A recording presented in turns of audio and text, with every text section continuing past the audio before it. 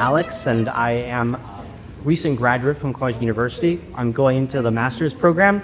I'm going to get a master's in fine arts with a specialization in video game production. We were able to create the basis of this project through Clark University and a game studio program. The way it's formatted is you have the ability, whether you're a master's student or an undergraduate student, to come up with your own idea for a game and pitch it to professors. And then they're basically like, cool. And then you get to go work on the game throughout the entire year. There's very few restrictions on what you can actually produce. So we took advantage of that opportunity and we decided to create a company out of that project and that game.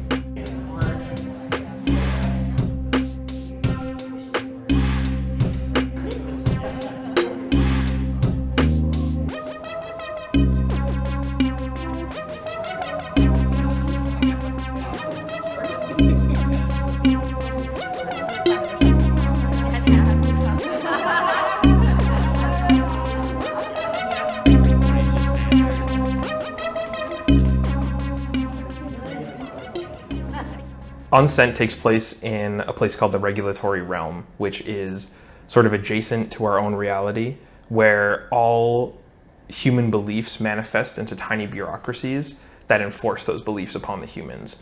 So when a human starts to believe that 4-leaf clovers give you luck, there is a bureaucracy that starts to go harvest the luck from 4-leaf clovers and bring them back. And there's an entire society that sort of exists within the cracks of our own society.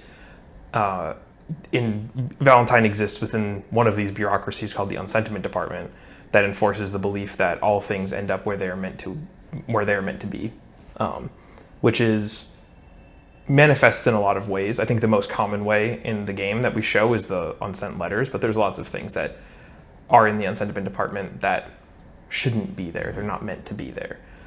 And so Valentine is in charge of getting things to where they are meant to be. And the twist is that sometimes there are things in the department that are meant to be there. Not every letter is meant to reach somebody. So that's kind of the idea.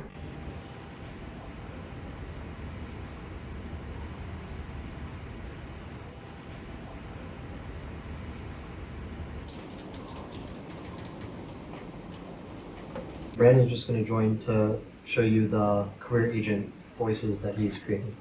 He's created 3 different versions. Yeah.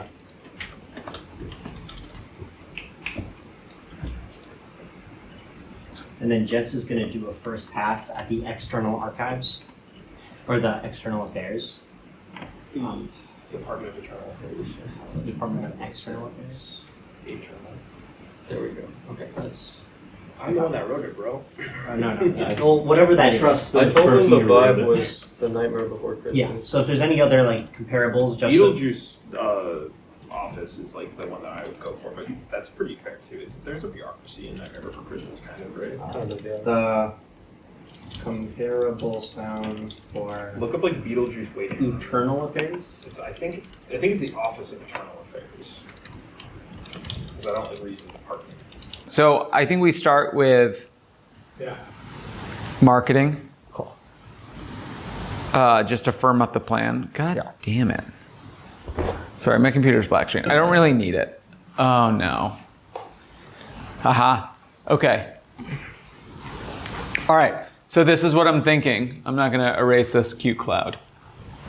Madeline is going to do strategy. Whatever, metrics, operations. Well, I like to network, and so I was chatting with Dr. Paul Cotenoir. His last name's French. I think it's French. It looks French, so I pronounce it French. I should probably figure that out. But I was chatting with him, and I was like, look, this is sort of where I think I can really help a team. I need a team of hungry developers who don't have any sort of business sense or business acumen or business skills. And he was like, I've got the team for you. And so I met the Unsent team. And I think Paul did a pretty good job of describing, they're energetic, they're excited, they're dreaming big. They just kind of need someone to help show them the path. And so we talked to a few other groups and developers, but if you walk around to sort of the indie game festivals and meetups around the area, their game looks very different than anything else out there. And that's sort of, I think, the best way to make a splash early on is to do something different. So Madeline is going to be coordinating with Ryan and Vanna, right? Yes. Correct. And then Madeline coordinates. So Ryan coordinates directly with Jason, and Madeline coordinates with me to coordinate with Jason. I feel like we need to have a very So who coordinates with Jason? Because I'm going to be doing the QA. He's matrixed a bit. So you're going to coordinate just QA with him. Ryan's going to, this is my thought, is Ryan coordinates marketing. Hey, I need you to take a clip of this, and this, so that I can post it on social. Doesn't Madeline coordinate marketing, and then Madeline coordinates with someone who then has to own the deliverable? Like Madeline asked me for a clip Madeline asked me for Brian to get a turntable or whatever and then I do that. Or I'm thinking Madeline just asks Ryan. That's perfect. Yeah.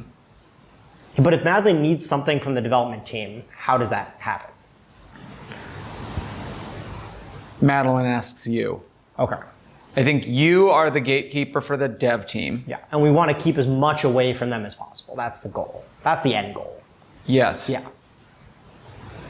The team's biggest strength is that the core team and our extended bullpen have largely been working together on this or other projects for years. Most of them come from Clark University together.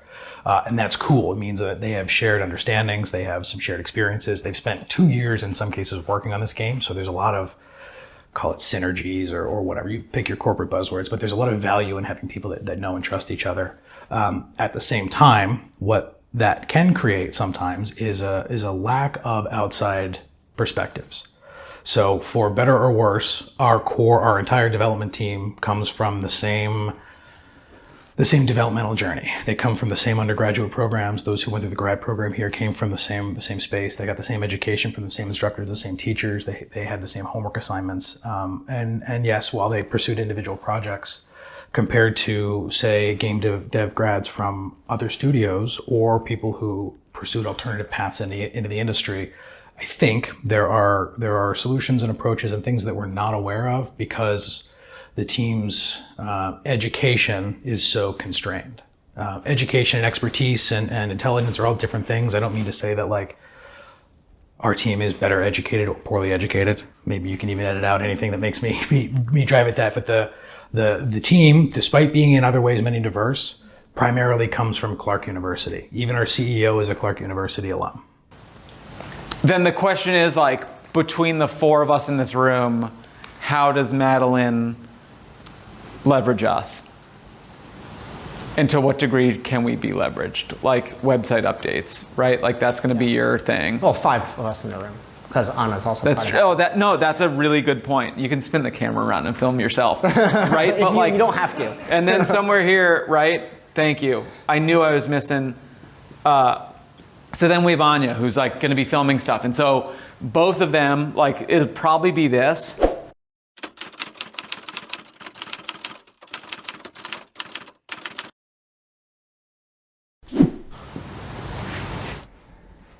One word, the process of making the whole game. Ambitious. It has been fulfilling, I think. Exciting. I think I would say joy. For me personally, it would probably be educational. I guess fun. I mean, I just have a lot of fun working on the game. I would say creativity.